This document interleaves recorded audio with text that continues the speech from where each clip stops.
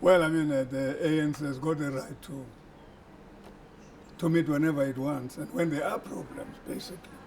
It is not enough to leave that to the bureaucrats of the movement like Mandashe and all these other people, Bukjes and all this. It's better when the membership itself comes out and say, we don't want that, we want this.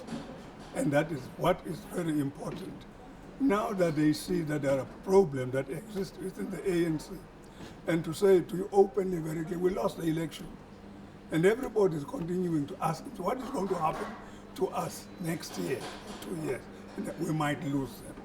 Because even these elections, these that are coming, we try to tell the ANC as individuals and as small little former members of the ANC, that you are losing the support of the people, especially the working class in South Africa, and more importantly in Gauteng.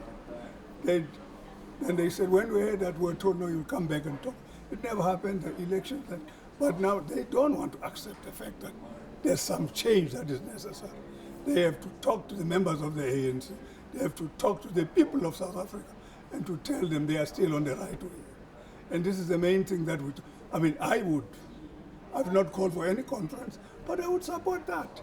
It's part and parcel of the democracy that ought to be exercised by the national executive of the ANC.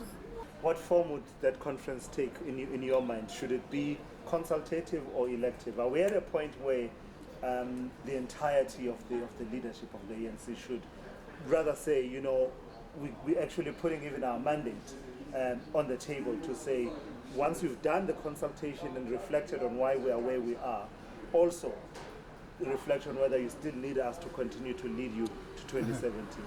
Yeah, that's a very difficult one, yeah? Because people would think that because I'm no more there, but the reality is that to a very extent, the NEC of the ANC is not flowing in the same way that the people of South Africa want it to flow.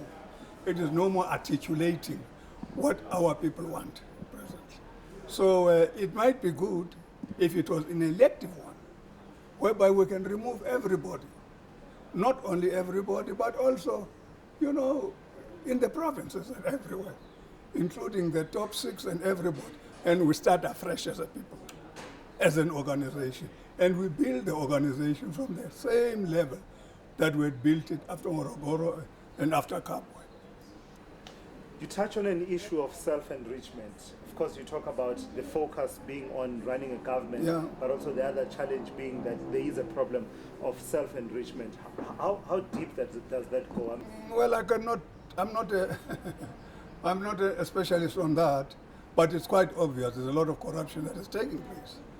And at the beginning, I remember 1995, when I was the Minister for Public Service.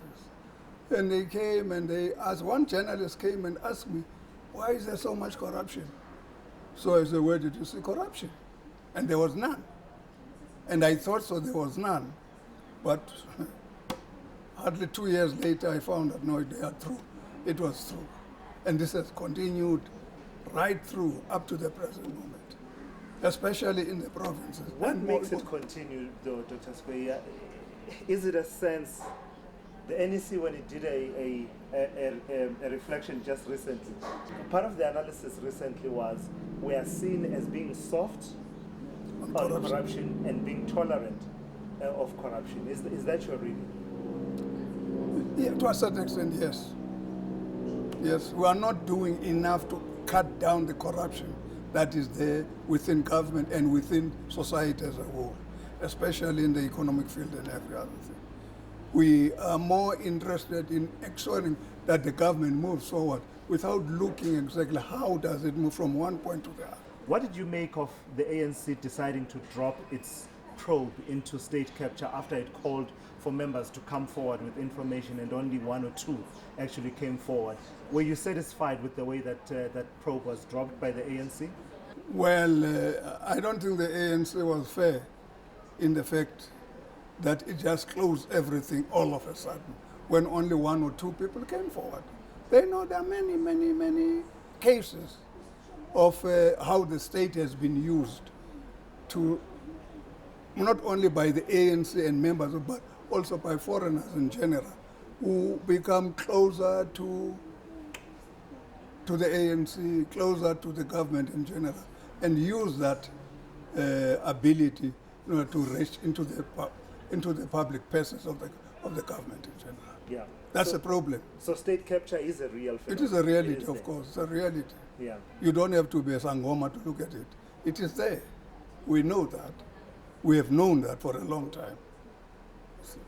But the question that has come out now is that it has come out so boldly, doesn't care a damn about what the ANC thinks and how it should behave itself, because it seems to have captured the state, whereas at the beginning it was just a question of taking a bit, but now they're taking the whole government.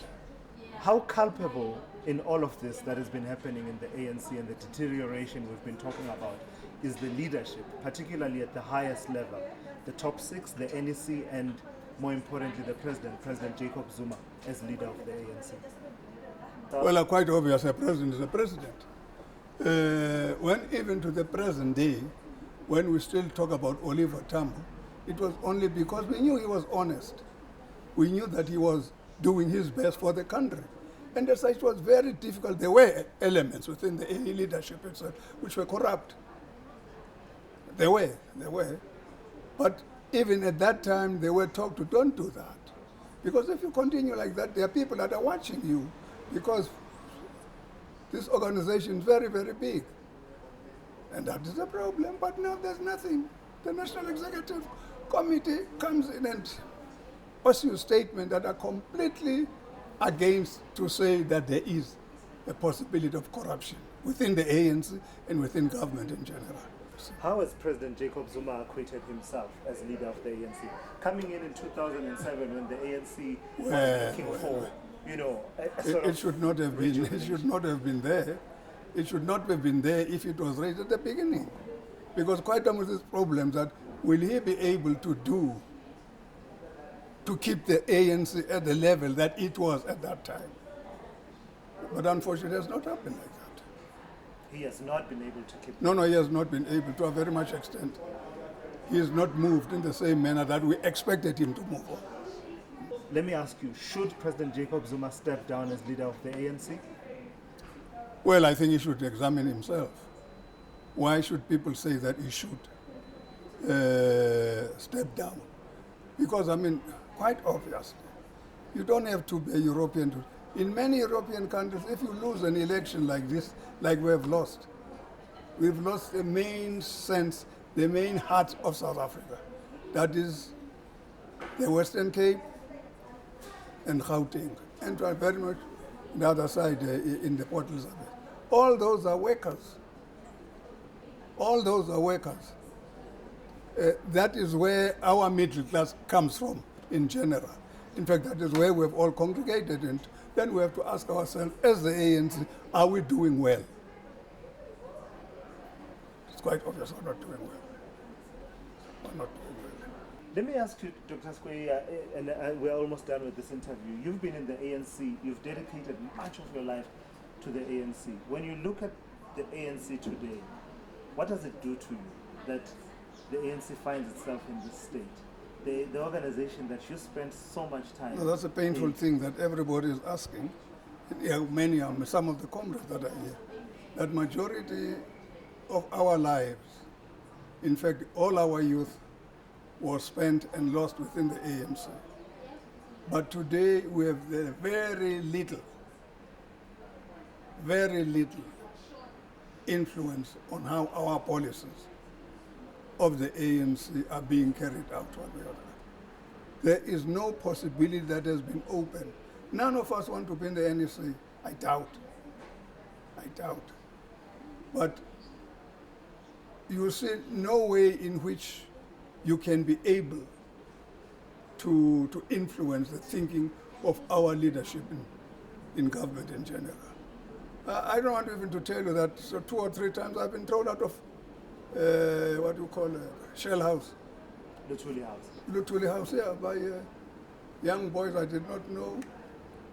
They didn't allow me to get in, so I decided I'll not go there anymore.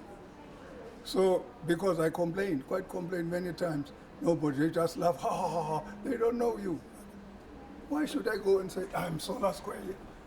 Of course, if you get inside, they must go through the necessary security in general.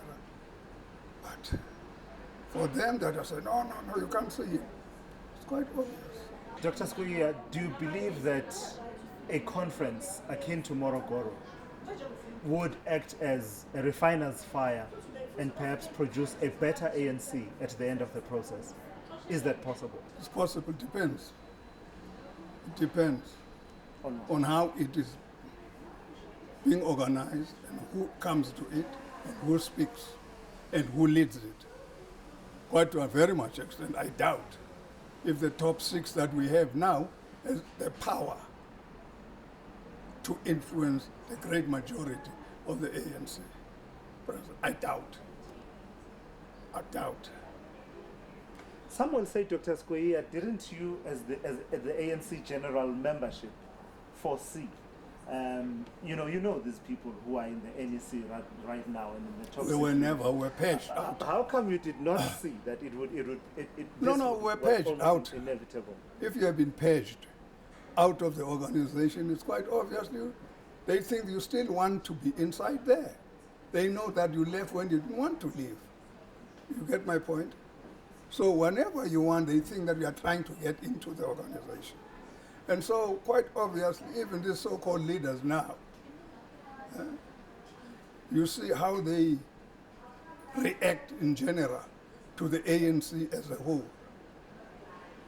You get my point? It is, they are very hostile, actually. Very, very hostile. They want to show you today we've got power. Who are you? So do we have to humiliate ourselves to go to that? No, you don't have to do that. 2 quick questions. If you had to advise. Advise who? That's a problem. That's the question I'm asking. Advise who? Here I am. I don't even know when the ANC is. If you were to give advice to, the ANC generally, the leadership of the ANC, about what needs to happen between now and 2019 to halt this decline and this loss of confidence that you speak of among the people of South Africa, what would need to happen for the ANC to, clean up its act before 2019 and ensure that it performs better and regains its position among the South African people? Well, the question, most more than any other thing, is the main question. The ANC is only there because of the branches. Is to strengthen the branches if they are there at all. Ensure that all the people are real members of the ANC and they do the right thing, what is expected of them by the ANC. And that is what I would ask them. But whom am I going to say that to now? There's none. Nobody. They're just floating above us now. There's nothing you can say. So, final question. If you look at the ANC in the next 2 years, going to 2019, unless something new. Are you filled with hope or despair?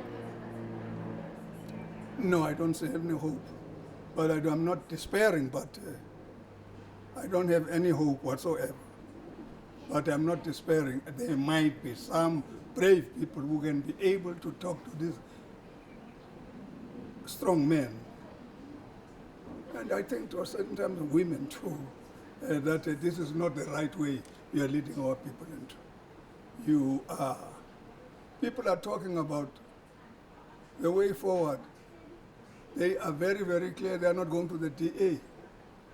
But they are not sure where the ANC is going to be, and to a very much extent, some of them, the young ones, they look more important. Let them go into the EFF, make the EFF to understand the situation in South Africa, so that it should be able to effect what is expected of them as a movement in general.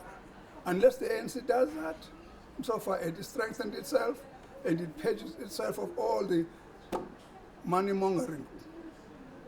I don't see any possibility.